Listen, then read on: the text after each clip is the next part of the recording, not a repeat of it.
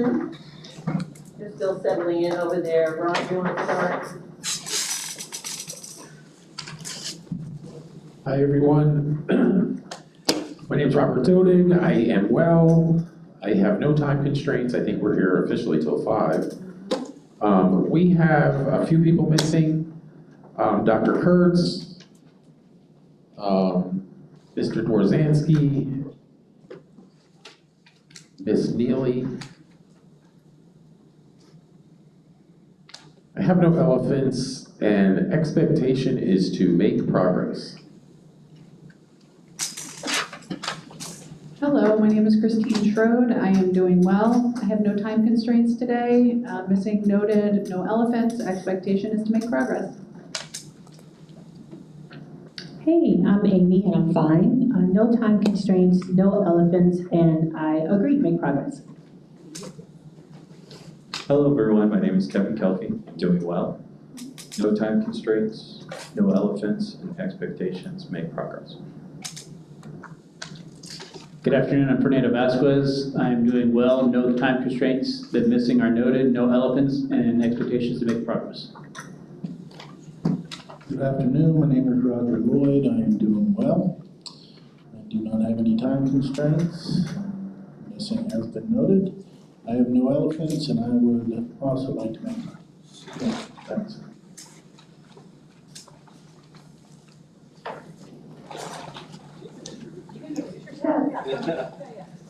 Absolutely.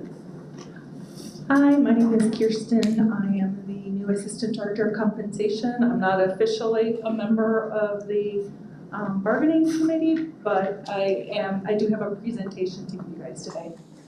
Okay, thank you. It helps when everybody knows who you are.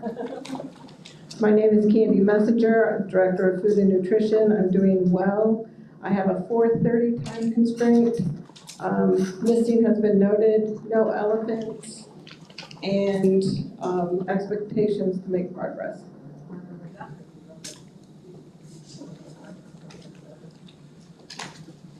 Can do 8. I'm Teresa Bowen. I am doing well. The Director of ESE, and I have no time constraints. Missing's noted, no elephants, and I gave you my name. Hello, my name is Barbara Sedino, Director for Maintenance Services. Doing well, no time constraints, missing as noted, no elephants. The same, make progress.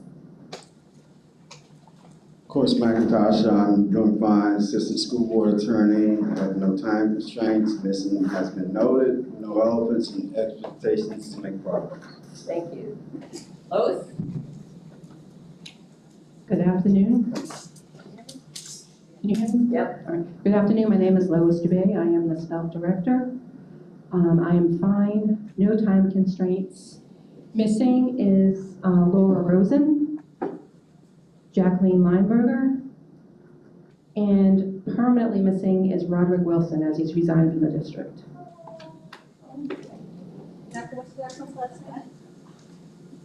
Jacqueline Lineberger.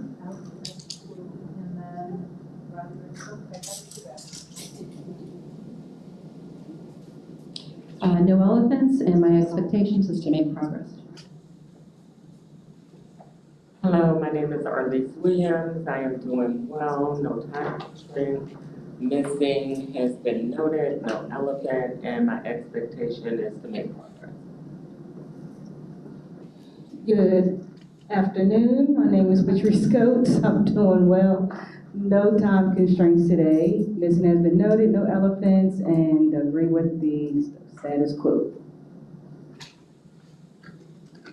Hi, good afternoon. My name is Chris Cox. I'm doing well. I have no time constraints. This has been noted. No elephants. To make progress.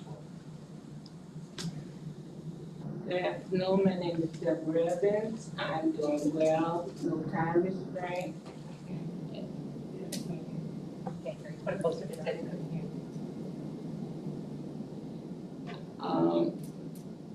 Mr. Pete Burton has been noted, no elephant, expectations to make time progress.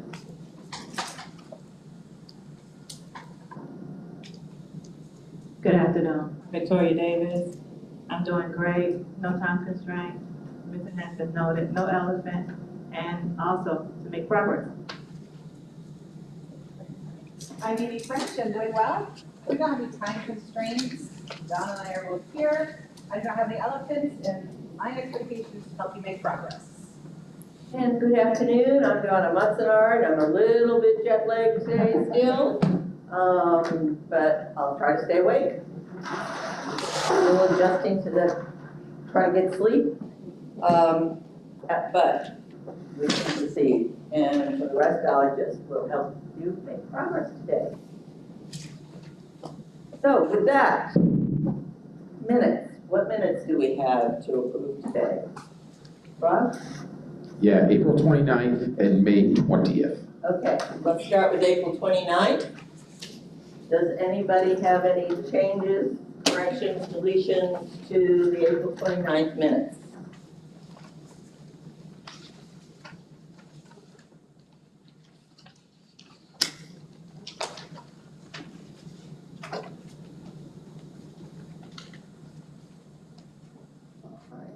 Seeing no hands, can we approve April 29th minutes as written? I see thumbs, please. All right. Wow, I think that's the first. And what was the other date, Rob? All right, May 20th minutes. May 20th minutes. Any corrections or deletions?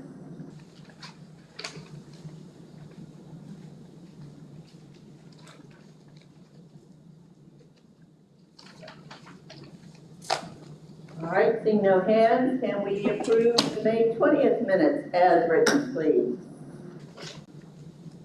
All right, we're good to go. Thank you. All right, next on the agenda is the one item we've had for the last few meetings, compensation. So where are we going with compensation tonight? Rob?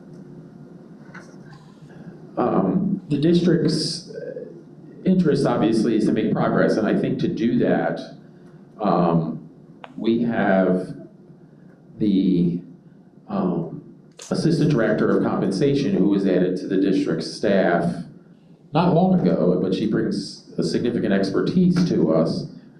And with additional help from other folks, she's put together an effective presentation that we think will explain some of what we've spoken about regarding Evergreen for months, which is the 50th percentile and how that impacts people. And also during this period of time, we had a request from SPALC as to the cost of moving everybody to a certain percentile or the midpoint of the 50th percentile.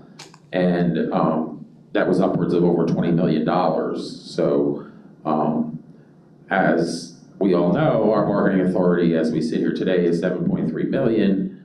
And so we want to explain in better terms, so not just SPALC, but we all understand what we're working with here with the Evergreen study and how we're possibly going to get to a point where we can come up with some options. Okay. So everybody okay with the presentation first so we can get, all right.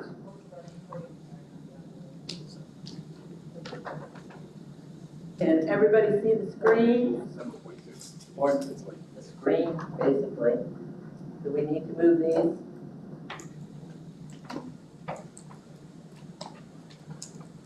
Oops.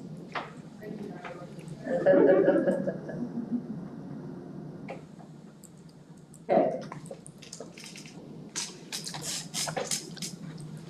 Kirsten Thompson is going to do the presentation for us.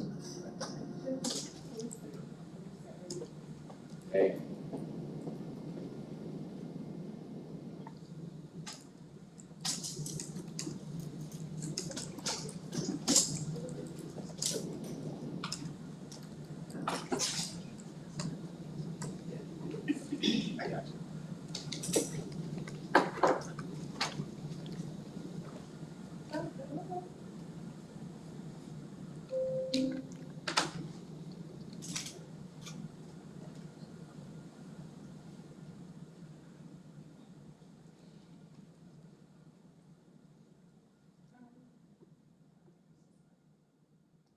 Kirsten, do you want to let people ask you questions during this or wait till it's all done?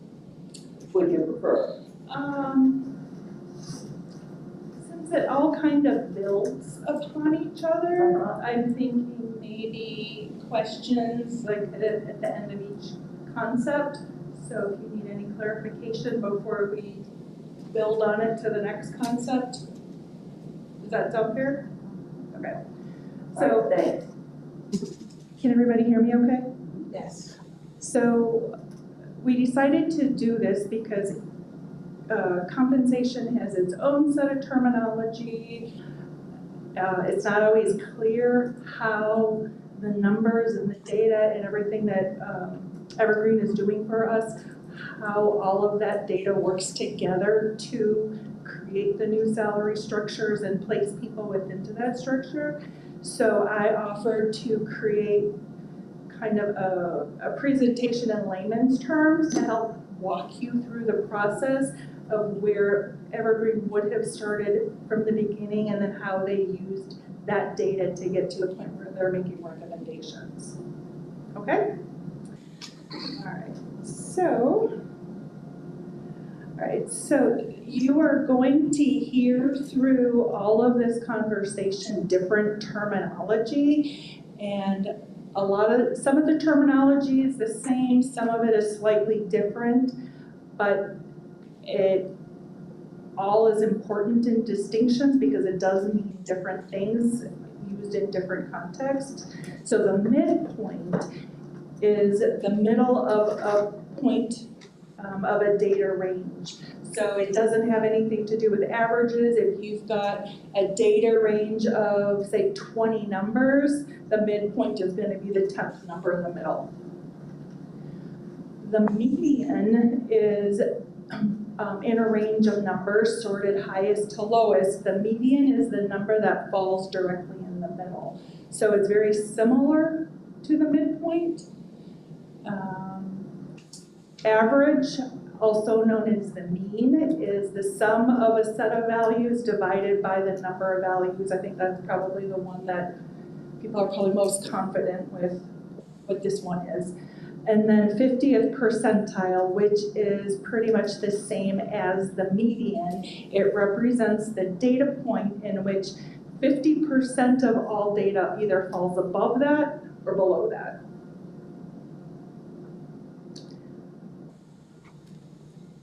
Are we good with these different definitions and the context of the different definitions?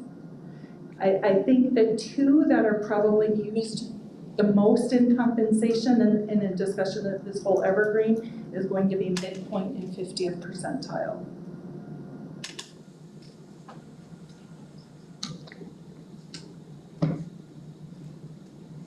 Ready for me to move forward? Okay. All right. All right, so interpreting the evergreen market summary data. I believe at one of the previous meetings, everybody was given this sheet, which showed all of the different SPALC positions and kind of the survey minimum, the survey midpoint, and the survey maximum with the percentage of differences on it. And so some of them were like 38%, 28 some percent. So there were a lot of questions. Does that mean people are going to get a 23% increase or a 38% increase? No, it doesn't. I pulled out custodian as an example to walk you through this whole process. So of the 16 peers that provided data, 12 had pay range for custodian positions. So you see that here on the bottom, right here, number of respondents, 12.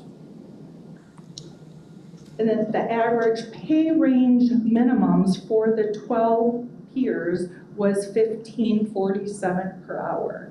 So they had the ranges from all of the different schools and municipal districts, and they took the minimum of those pay ranges for all of those respondents and then created an average for those to create an average minimum, an average midpoint, and an average maximum.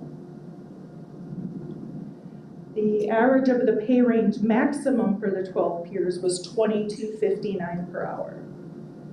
And then the midpoint of the peer market data for custodians was determined by adding 1547 and 2259, so that's the minimum plus the maximum, then dividing by 2. So the data midpoint is 1887 per hour, which is the midpoint. The district's current pay plan for custodian is a market rate of $16.20 per hour. So $16.20 per hour is 16.5% below the pay range midpoint of surveyed peers. So that doesn't mean that each person is 16.5% below, because some earn above that. That's just a comparison of our current pay range, which is market rate, to the average of our peers' salary ranges. Does that make sense?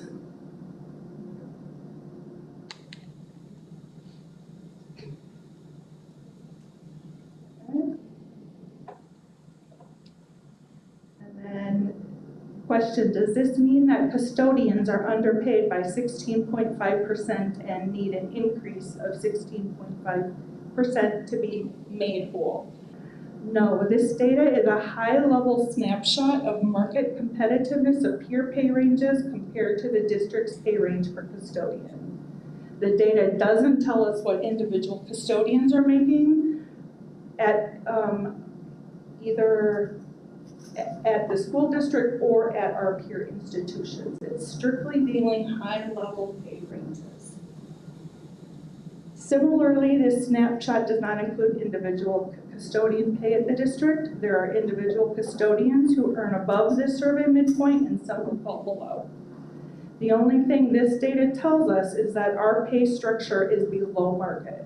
We don't know how individual pay compares at this point.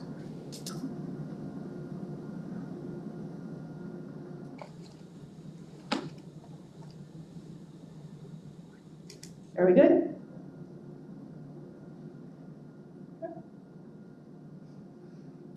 All right, so now that Evergreen had this data, their next task was to use that data to create a new pay structure.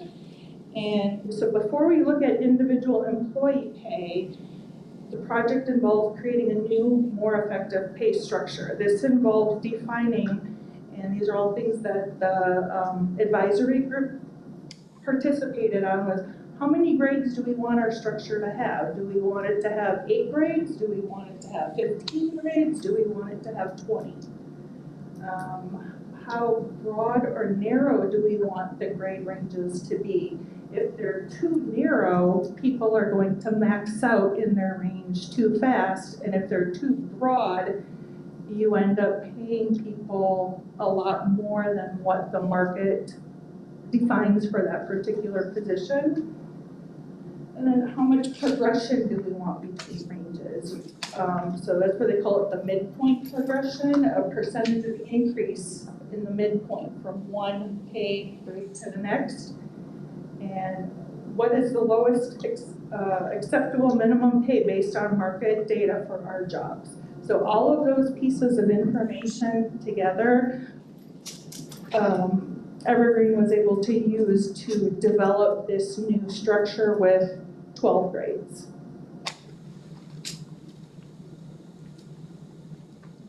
So, or 15, I'm sorry. So Evergreen recommended 15 grades. The range spread, so that's this 50% number here in the 1, 2, 3, 4, 5th column.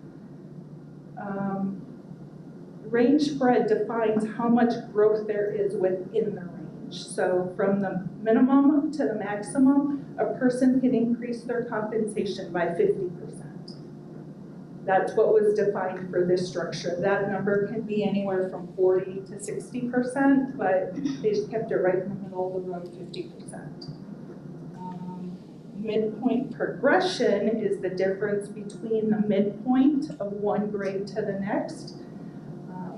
In this particular case, they use 6%, so each midpoint going from one grade to the next is gonna increase by 6%. Midpoint progression helps with market pay distinction between jobs and possible compression.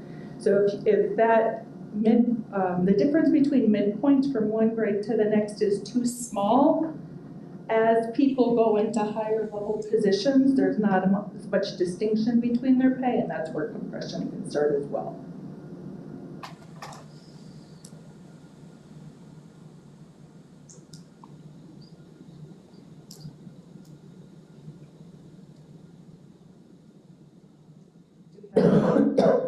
Is this clear as mud? You all compensation experts so far?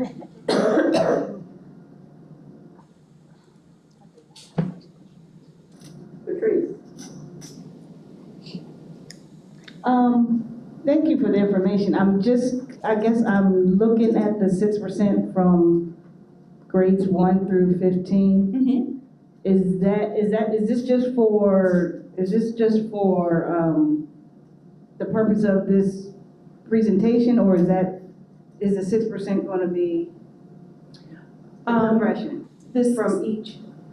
The 6% is what was used to create this compensation structure. Okay. It is something that can vary and be different. Okay. But for example, if the more that midpoint progression is increased, the more down on S15, the 15th grade, the maximum is 5257. Right. If you have a higher midpoint progression, so there's more stretch in between each grade, Right.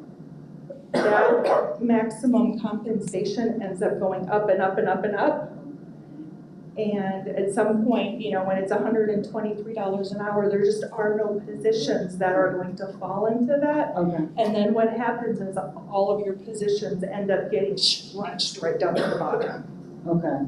So they try to find the magic number to spread this out so that all of the positions kind of.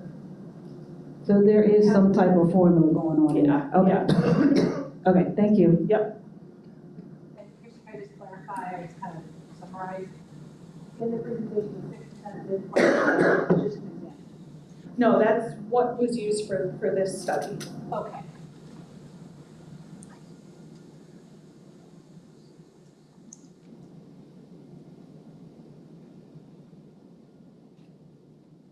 Yep, so 6% is the actual recommendation. Any other questions over there? Okay.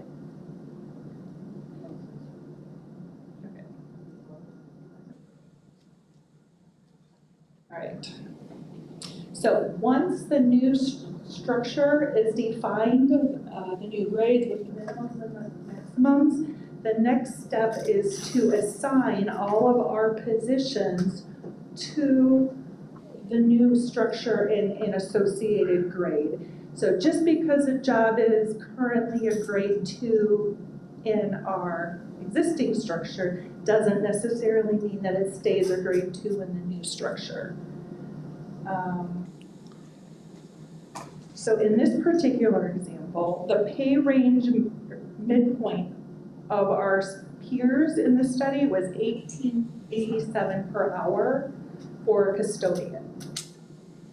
The grade with the midpoint closest to the market midpoint is SO1. So that is how they are, part of what it means at the 50th percentile is we're matching the 50th percentile of our peers to the 50th percentile of our newest structure. So we're looking at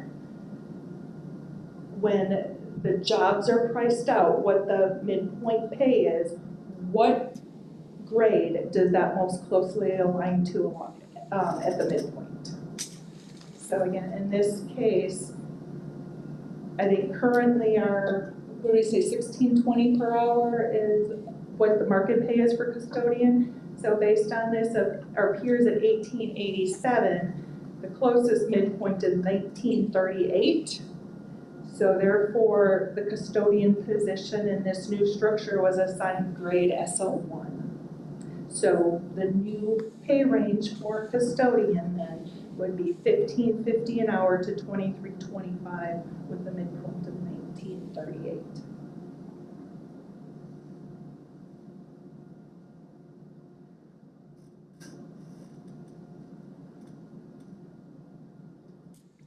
So again, the way things work, somebody coming in maybe directly out of high school with no work experience whatsoever would start out at the bottom and then progress their way through over time. Or, if they're coming in with bringing in 10 years of experience, then that would be reflected accordingly on where they're brought into this new range.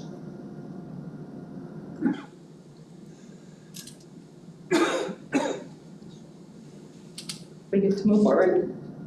Okay.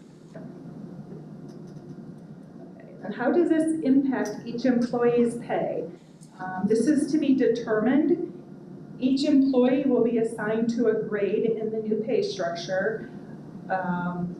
Evergreen has kind of tentatively made recommendations for each position, and this group is kind of reviewing a lot of those recommendations to make sure they make sense to us.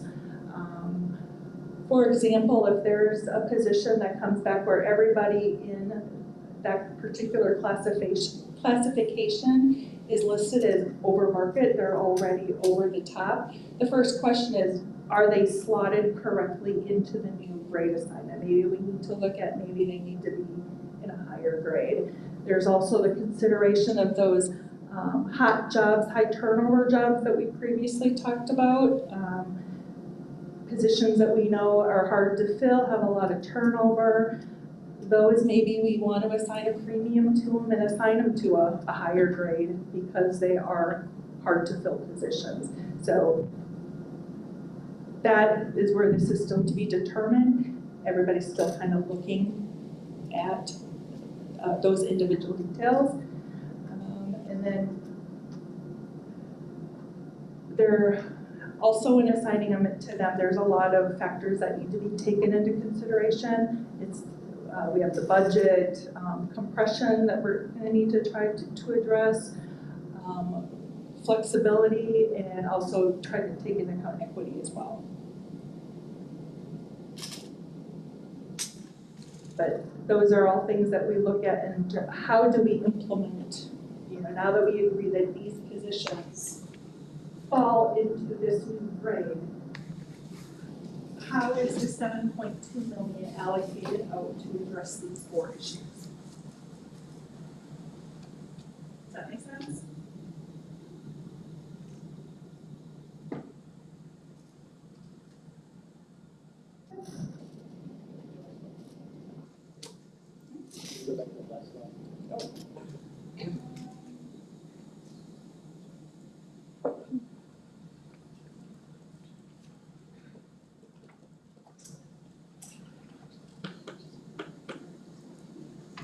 All right.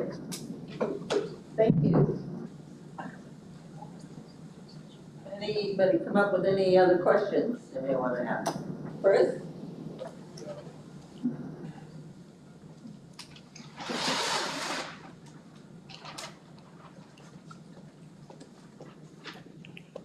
I think you did answer most of my questions, but I was. You're on. Anyways, I believe you did answer most of my questions, but I just wanted to make an observation from the beginning of this thing, and that's one of the questions I asked in the last meeting. So if somebody's technically stepped out, and they would, based on this, they would be at the highest rate of pay, based on the fact that you took an average of the highest. If I'm not mistaken, I thought you said there was 13 schools that were compared, 13 other schools initially. There were 16, Oh, 16. but some of them were like, 40. yeah, some of them were Some of them were counties excluded. or cities, municipalities. But based on that, if somebody was stepped out in the current not the current, but I should say the last, when we had a supposedly step system. If you were stepped out within that step system, you would, in theory, be at the highest Correct. rate of pay at this point, because you're taking an average of that across the board. And the other data request I guess I would have, if I can, I suspect that these other schools are still in a step system, correct? About half are and half aren't. A lot of them have moved away from steps. They in kind of something similar, a block system or something of that nature, but regardless, it's an average of high to low. Yeah, whether you have the steps or not, there's still a minimum and a maximum, yes. I guess this is going to, so it's once again, it is your, we're trying to get this thing, we're trying to right the ship at this point, right? We're trying to get it back to, get everybody based on this data. To what we're supposed to do. Correct? Yes. Yeah, and I think with any pay structure, if you have people who have been in a role for 25, 30 years, and they haven't, taken on additional responsibilities, that's usually when they're going to reach the maximum. Pay structures are kind of intended for people to progress up, take on additional responsibility and move up to the next grade and the next grade. It's not very often that somebody stays within the same grade for the whole time, but the reason for a maximum is, the market only supports a maximum pay of so much for a particular job. I mean, theoretically, if somebody stayed in a custodian job for 40 years, it could be making, if they just kept growing and growing and growing, got $60 an hour, the market just doesn't support paying a custodian even at 30 years experience $60 an hour. Can I also think, I agree with you 100%, but I'd also like to make mention of the fact that in the step system, it was pretty much everybody that came in the door, it was kind of an understood thing at that point, you were in the step system. In many cases, some people got a 3-step advance up front for their past experience. But you also took a lot less money coming into the step system, especially in the private sector. But you were willing to do that based on the fact that at some point you pay your dues, you'll get there. But in this case, we kind of had our legs chopped out from underneath us at this point, many of us. So this is the fight that we seem to be having at this point. At least my people that I answer to at this point are just completely. Totally hear you on it. No, I'm not blaming you. I'm just throwing it out there. So trying to get everyone to understand what a step system is and how we've. I think it's probably understood by most at this table, but I just want to put it out there. Yeah, and this has nothing to do. This is just kind of showing how the market data was obtained and how it was used to create a new structure and then putting people into the structure. It doesn't reflect on what they're going, to start offering as a way to correct those issues. That's a different conversation. Okay, my biggest thing that I might have failed to mention is I just want to make sure we're not double hitting we're not doing an average twice. We're not taking an average of an average, and that's kind of. And I don't think you are, based on how you've explained it, but early on it kind of sounded that way. We've got it, let's say people that are technically stepped out or at the highest, should be at the highest rate of pay, but you don't go back and say, okay, well, this is the average from all the people at the top with the comparison we made. Now we're going to take another average and bring that down to 50%. But I don't think you didn't say that, but I just wanted to be clear on all that. So. No, we worked with Evergreen to try to make this as equitable and fair as possible. And this is where I'll turn it over to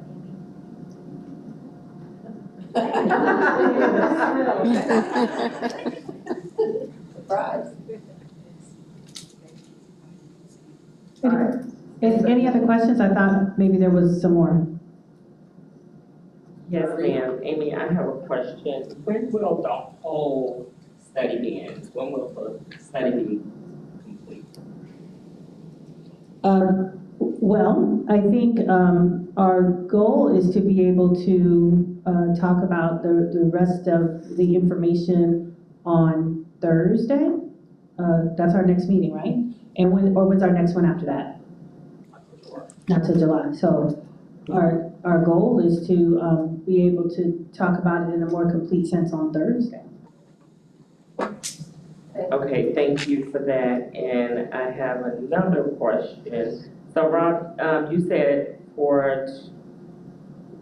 we asked for the data on if the whole schedule would be paid out, what would the cost be for the whole Evergreen study, and you said that was 20 million? Or what? It's over 20 million. What was it, Kirsten?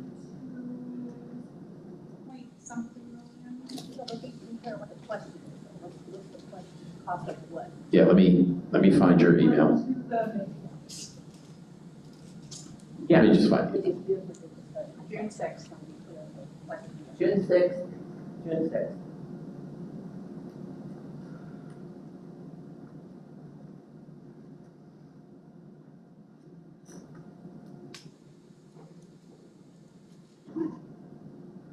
Amy, what we was asking for the total cost out for the Evergreen study. We was just curious on how much it would cost. Right, but I was trying to be clear about what really that question means, right? Because they, as Kirsten just explained, like they talked about basically our salary structure, right, and the structure itself. But when you say how much is the cost of the study, it really depends on what and how we implement, if that makes sense, right? So it's not to say to take, you know, what happens if you take everybody to the median, which I think is the question that Rob is getting ready to answer, but that is not necessarily how one would, or how maybe one really should implement the results of the study, because everybody doesn't belong at the median. If you got here 2 days ago, you probably don't belong at the meeting. You know what I mean? If it walked in 2 days ago with no experience, I should say, right? That doesn't mean that you belong there. So I just wanted to be very clear that those two things are very different. Right. And so I think the question that Rob is getting ready to answer, well, what happens if you take everybody to the median? Which is fine, there's an answer to that question, but that doesn't mean it's advisable to implement the data that way. Okay.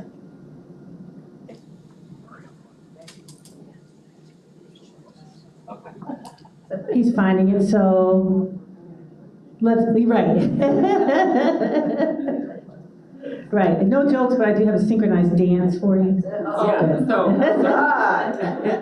the thing of it is, Amy, we just wanted to, we was just having discussion and we just wanted to know what that looked like, right? We already know, and we explained it to our team that we still have to bargain on it, but we just wanted to know what that number was. But we know it's just.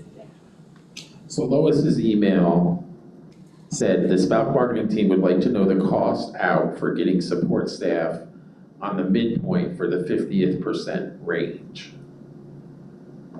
And Kirsten did the work, and the answer was the cost to pay SPALC at the midpoint of each respective grade would be $22,614,925.32.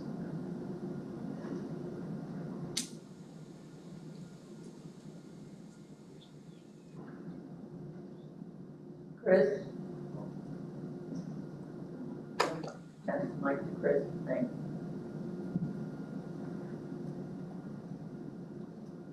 I'd be curious to know, based on this Evergreen study, if you were comparing that to bring everybody to where they belong within that study, I think, like you said, it was a 15 pay grade type. If you were to fit everybody back into that scenario, what would the cost out of that be?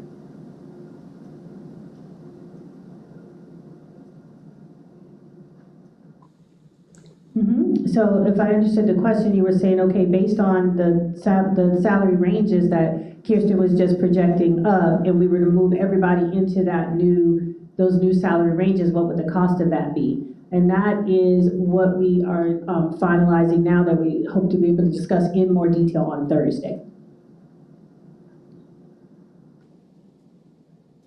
Anybody else? Any other questions? Rob, any other information? Yeah.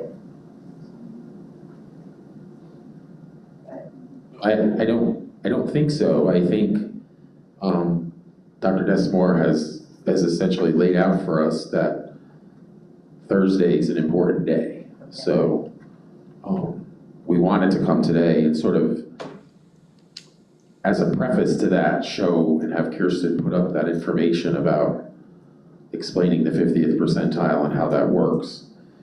Not just for SPALC, but for us too, because there's people around this table that direct a lot of people, and we'll get a lot of questions at some point if in fact we implement something here. I will defer to Dr. Desmore though, because I think the district is still of the mind that this is a more than 1 year process. Is that something that is still in play? Yeah, so I think if we when we come to the table Thursday, it's important to keep that in mind. Obviously we have $7.2 million right now. Right. So. Okay, with that, for any more questions, Arlene? Okay.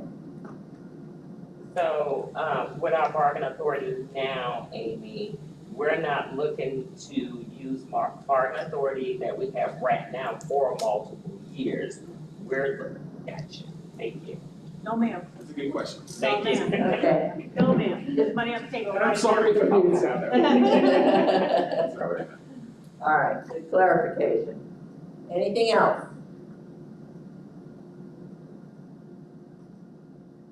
Sounds like we don't have anything else to do tonight until Thursday. I hate that. I know. Especially the people that hate their jobs. I don't know if you have anything. No. So, it's 2:48. He's gotta go back to work.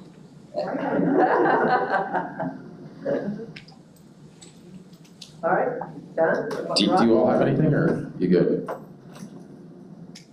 I think we need more data. Okay, you mean what we're working on? Correct. Thanks, Lois. Okay, 2 o'clock Thursday, yeah, sorry.